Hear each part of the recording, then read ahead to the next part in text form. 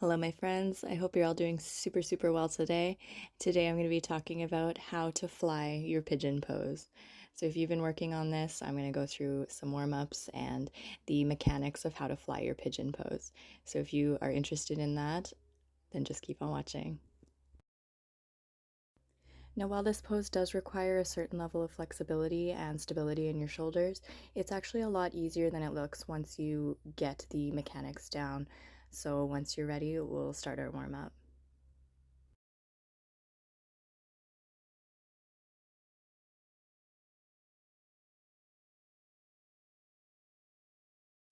First things first, let's work on our forward fold. Your hands don't need to be all the way to the ground. They can be on your knees or on your thighs even. And your knees also don't need to be perfectly straight for this pose. However, we can start to hang our torso down so that you can start to straighten your legs a little bit more to get a nice stretch in the hamstring. It will help. So just relax there for a few breaths. And repeat a couple of times. Next, we'll do some standing lunges. So one foot in front of the other, knee at a 90-degree angle. So your knee is not splaying over the ankle. If you find it's going over the ankle, take a little step back with that back knee. You want it to be at a nice 90-degree angle to protect your ankle and your knee. So you're sinking that back hip as far down as you can so that you can feel the stretch in your hip flexor. Breathe in and reach up. Exhale, we're going to twist and place the elbow on the outside of your bent knee. Look up and breathe, and back to center. We'll switch feet through plank to your other side, sinking that back knee down as far as you can go, while keeping that back leg nice and straight. We'll breathe in and reach up,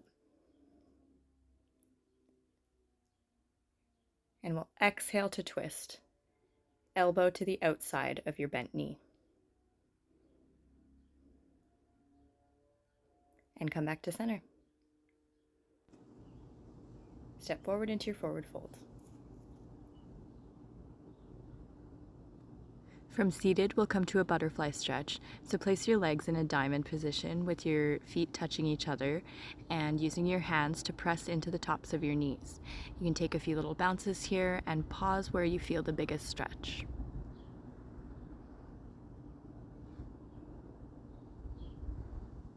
The goal here is to get your legs as far down to the ground as possible.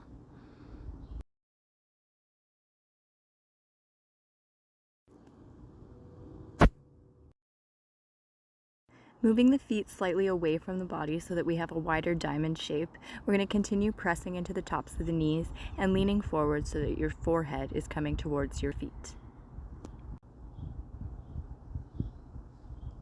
Still from seated, we're going to layer one leg on top of the other with each leg at a 90-degree angle. So notice that the ankle is in line with the knee on each side. So it'll be ankle on top of knee and knee on top of ankle. Lean forward if you can, and you'll feel a really intense stretch in the hip. Switching sides, still at a 90-degree angle as much as you can. If you can't lean forward, that's totally fine, just work on it.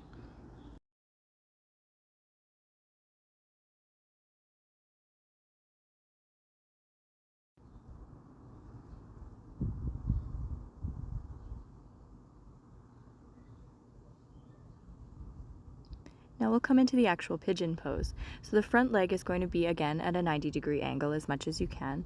So pushing that foot forward so that it's in line with your knee will give you a nice 90-degree angle. Sinking the back hip into the ground as much as you can, we're going to reach up and forward, giving little bounces into that hip joint. Lean forward as much as you can. You will need to lean forward at least in your pigeon pose to be able to fly your pigeon. So warm this up really nicely. Breathing in as you reach up and breathing out as you reach down. Breathe in and breathe out.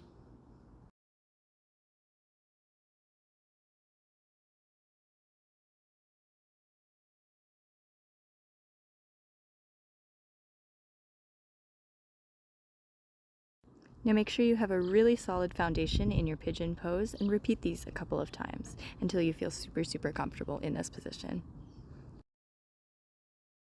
You may also like to practice pressing the back ankle into the ground and straightening through your knee. That'll help that back leg really fly off the ground when you're ready.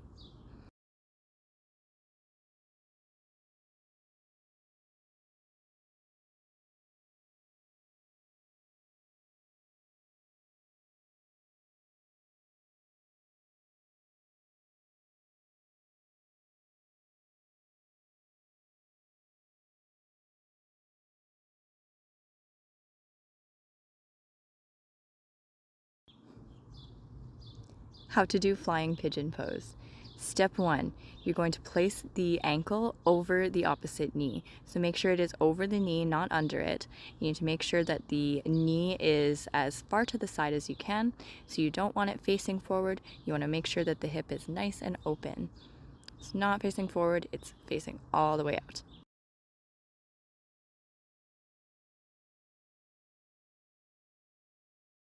The next step is to lean forward from this position while trying to keep that back leg straight and your hands directly in front of you.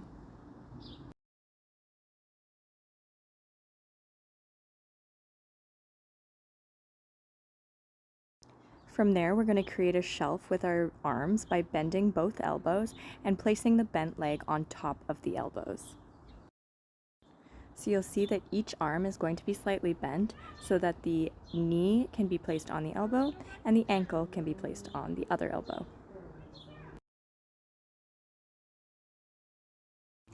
The next step is going to be to squeeze the toes around your elbow so that you're gripping your shelf with your foot.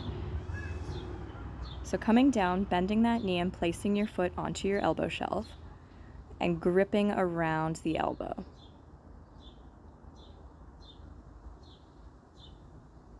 Right on top of the elbow, not over top or not underneath, not too high, just sort of right above the elbow. Wrapping the toes around so that your abs can begin to engage, leaning forward as much as you can, sucking in the lower abs by imagining your abs are moving towards your spine and down towards your butt. And of course, the fingers are going to be gripping the ground as in any arm balance pose. And it does help to lean forward a bit further than you think you can or a bit further than you think you need to. All right, let's try it again slowly. So you're leaning forward and you're going to start to bend that standing leg so that you can place your foot onto your shelf. Gripping with the toes into the elbow and gripping the ground with your fingers. You can start making some little movements to build strength, some little hops, leaning forward as much as you can. Engaging with the abs and sucking in, leaning forward until finally that back foot starts to come off the ground. Stay there for as long as you can until eventually you'll build enough core and arm strength to lift the back leg.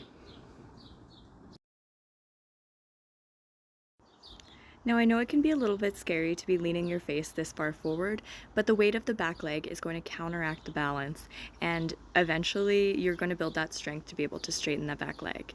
Come down gently and congratulate yourself. You did amazing. Thank you so much for watching.